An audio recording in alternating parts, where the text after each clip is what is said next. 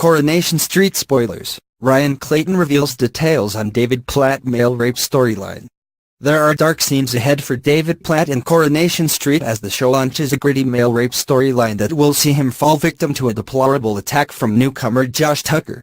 Josh and David have become friends of late, and David will soon become confused when Josh tries to blur the lines, despite David being with Shona Ramsey.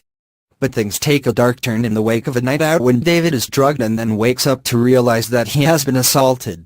We sat down with actor Ryan Clayton, who plays the vicious mechanic, to talk about the tough new storyline, how he thinks he'll handle the backlash, why it's an important topic to cover, and what the aftermath might involve. Were you aware of the storyline from the outset?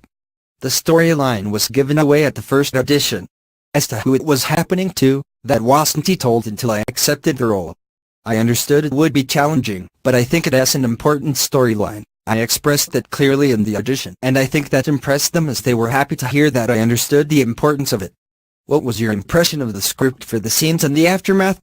The scenes are great. I've always loved Jonathan Harvey, who wrote those scenes. I've always been a big fan of him. One of my favorite plays is written by him. It is called Guiding Star, so it felt very strange. The episodes are really well written in the way they've approached it. They've worked with Survivors Manchester as well, to make it as realistic as possible.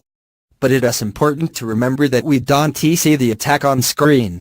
How did you go about preparing for the role? Have you spoken to people who have been in that situation, or support groups? Yes, we went out for a meal, met Duncan from Survivors, and a lad called Sam who does a lot of work with Survivors as well. In terms of preparation, I guess I was preparing it in my own way. In terms of the actual character, he just wants to have sex. That is what he wants, that is what his motive is, and it is the aftermath when you see those similar traits of what other rapists do, those manipulation games that people like that play. Is it premeditated? Has he planned it for when they go out for that night? I think in his head, it isn't sexual assault. He don't see it as that. He'll just go, oh well, I am sure he'll be up for it. In his head he totally believes that it is consensual and will try to buy that for as long as possible. Does he think David is attracted to him? Yes, so you'll see there's a trigger that Josh overhears. Have you not played it from a point of as soon as he is on the street, he has been after David? It is just an opportunist sort of thing, and he totally takes that opportunity and runs with it. How did you and Jack prepare? Did you go out together to get the chemistry going?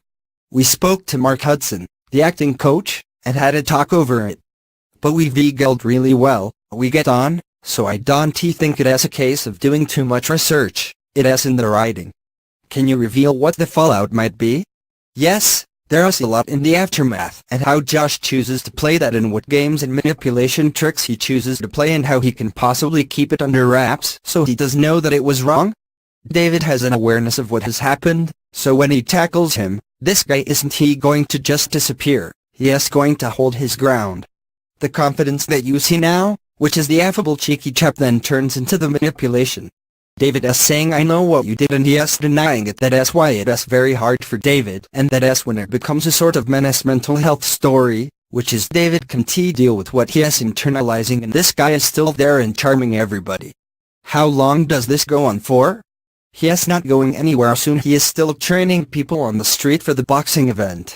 And in order to protect himself, he will maybe turn his charms on one of the ladies on the street, so he is a dangerous person to be around, in a very manipulative way. He is still there, and because David hasn't told anybody, he has no reason to go. And he has realized that David isn't going to tell anybody, so there is this whole thing of how that then affects David, and there are consequences along the line, all the way. What is it like playing a character like that? I've played a lot of villains. I think it has something to do with my hair or my eyes maybe. I seem to get cast in those roles. But they are really interesting people in how they work and how they go about things, and they are good fun to play, as harrowing as they may be. Does Josh have any genuine feelings for David, or is it purely manipulation and sex? I think for a lot of people in that position it is just a position of power, and perpetrators enjoy that power, without feelings. I think there are a lot of cases like that where it is just purely for power and because he can. Is there a worry that this might be too grim for Corey alongside the felon story? I think it is a separate issue completely, and like I said, I think it is something that does need raising, so while it might not be all happy, I think it is a story that needs telling. And it is not revolving around the same characters, it has a big street, there is a lot of separate issues, and so long as audience